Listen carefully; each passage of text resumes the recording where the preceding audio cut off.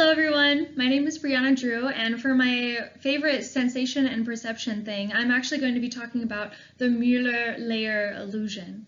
But before we get started on that, a little bit of history.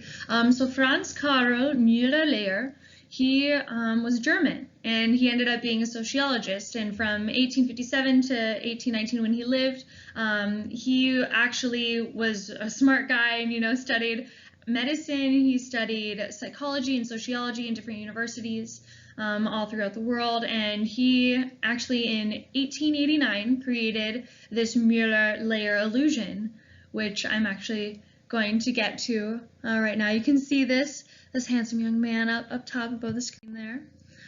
So this is the illusion that I'm talking about that he actually created. And basically, if you take a look at any of the two pictures I have here, you'll see above me that they seem like they're different sizes, that the lines seem like they're different lengths. But in reality, they're the exact same line.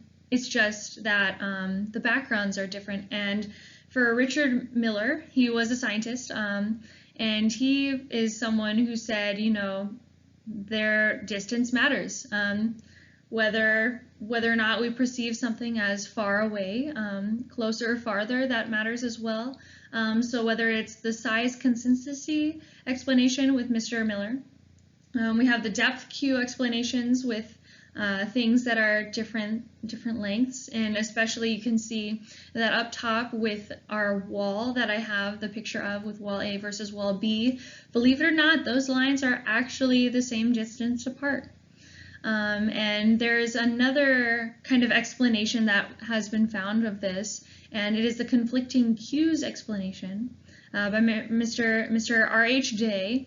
And it really depends on the overall length of the figure itself.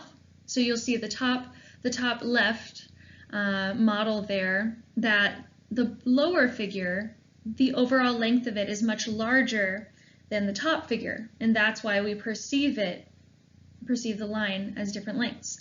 But of course, those explanations are up to you to decide which one you think works best. But overall, I do believe that the background, if there is a background within these illusions, I do believe that they matter overall. And being a future music educator, I wore my music education shirt. It says, "A day without singing is like," just kidding, I have no idea, because I sing all the time and I have my music in the background. Yes, those are records. And so how I use this in the music classroom, I use this with crescendo and decrescendo.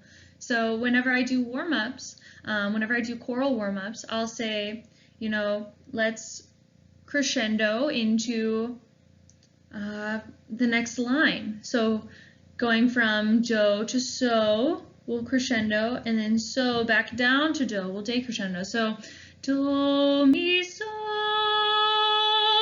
mi, do. It's very musical, and it just really brings out more of the phrasing and more of the musicality that students will need in their music. So it is very important in a musical classroom, and I will actually, on the board, I'll make dots of these points. I'll say, okay, there are 3 dots here. They're of equal length. I measure it out with a ruler. I really do. And I'll look at my students and I'll say, okay, are these the same length? And they'll say, yes, they're the same distance apart. And I'll say, okay, I'm gonna make little bookends, little crescendos and decrescendos. And then all of a sudden they're like, wait, one part looks smaller and the other part looks bigger. They say, Miss Drew, why? So then I explain that this is the Muller-Lyer illusion. And so what do you think? There are some illusions, especially with the arrows. I have always perceived them, as soon as I see it, one line is shorter than the other. But if you take a look at the very top above me, you'll see the examples with the circles.